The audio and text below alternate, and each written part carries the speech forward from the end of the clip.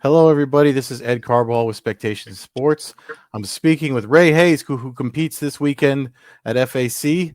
This is a unique event. There's something there. This is like for a good cause, isn't it?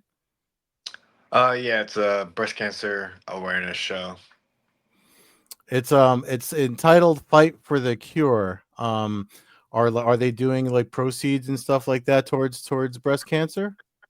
I'm not sure how they're working that out. I know they do it every October during the month, so Mm. I'm sure they do some kind of commission or maybe ticket sales that go towards that. I'm not too sure. And you're taking on Jose Hernandez.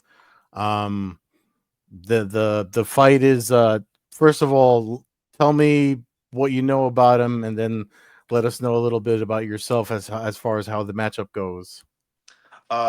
I've watched him fight a few times at FAC. He's Bantamweight champ there. He's taken a lot of tough fights. He's fought, Mitch McKee on LFA, had another LFA fight. He's fought Alan Oliva, Stephen Graham. So he's not shied away from tough fights. Mm. And I think he just signed himself up for another one of those. But just super impressed by his resume, really. That's his most impressive thing about him. And I just don't think he's ready for a featherweight fight. I think he's still a bantamweight. So Mm. moving up's probably not the best option for him. Yeah, I mean, you bring up a really interesting point. I mean, I think we don't often. I know that just kind of happened with the Canelo Crawford thing, where a fighter went up in weight, but usually it doesn't. Usually, when you make a change like that, it's probably not the most popular move, I guess. Um, but give us some background on yourself, what got you into fighting? What would you classify your style as? Striker, grappler, stuff like that. Uh, yeah, I started off boxing. I started off boxing when COVID hit. So we were doing some unsanctioned stuff just because USA shut down. So like smoker matches and stuff like that.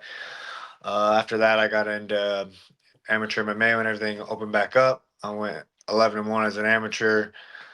Fought at 45, 55, and 70.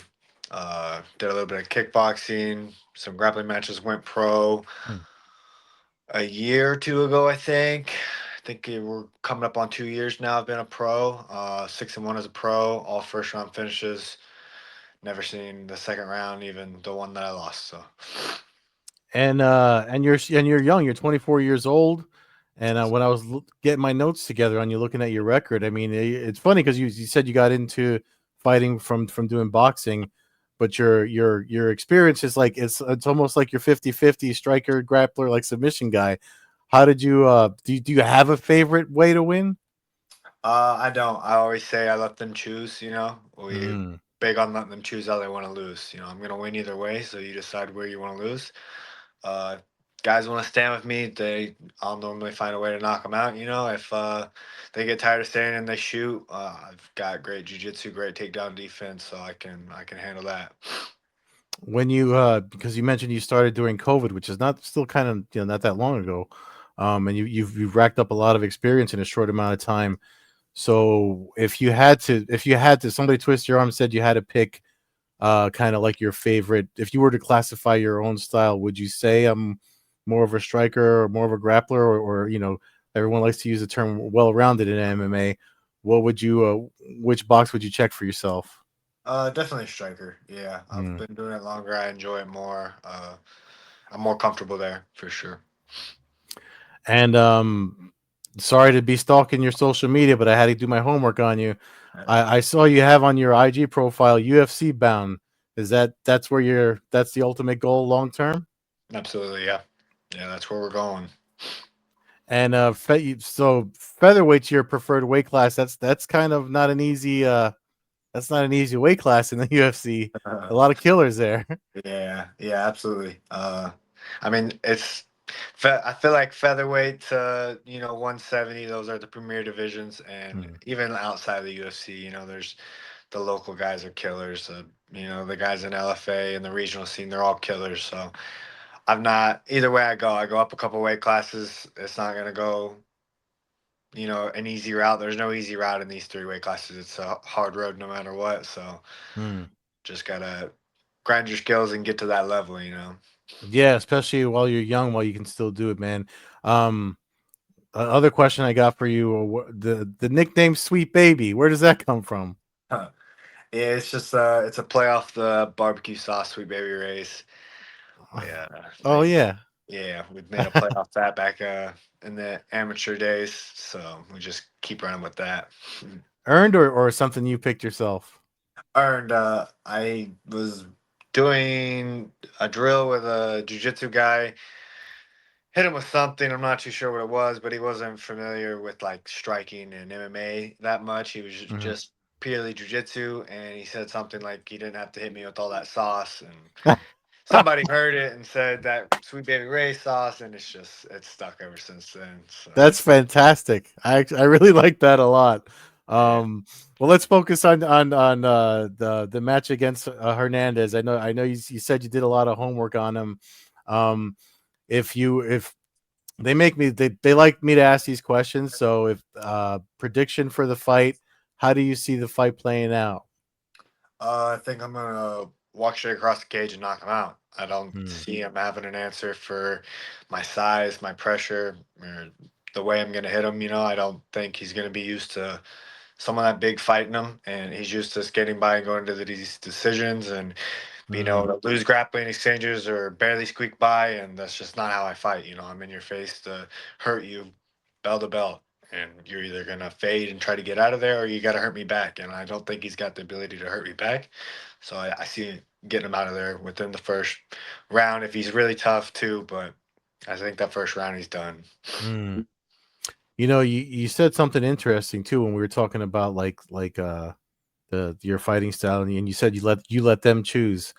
Um, I always find that interesting when I talk to other martial artists, and they pretty much say that they're kind of going with the flow of what happens in the fight. So when it comes to preparation, and this is just me asking for my own martial arts nerdism, um, do you find that you study your opponents, or do you just train more to be ready for whatever comes your way?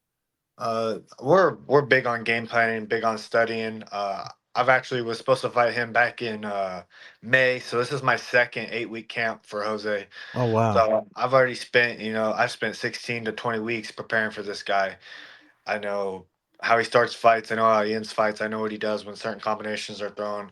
I have answers A through C planned out, and I've Mm, already went through it millions of times in sparring with southpaws, guys that were his size, his weight, his record. I've done it all. So whatever he does during that fight, I've already lived it. I've already been there. I've already seen it.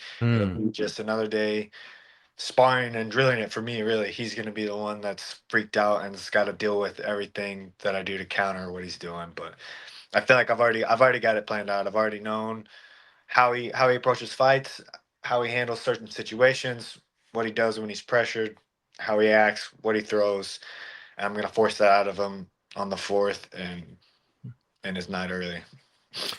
And just because you mentioned it, does having the fight rescheduled kind of add to wanting to get a more dominant victory? Like, is there?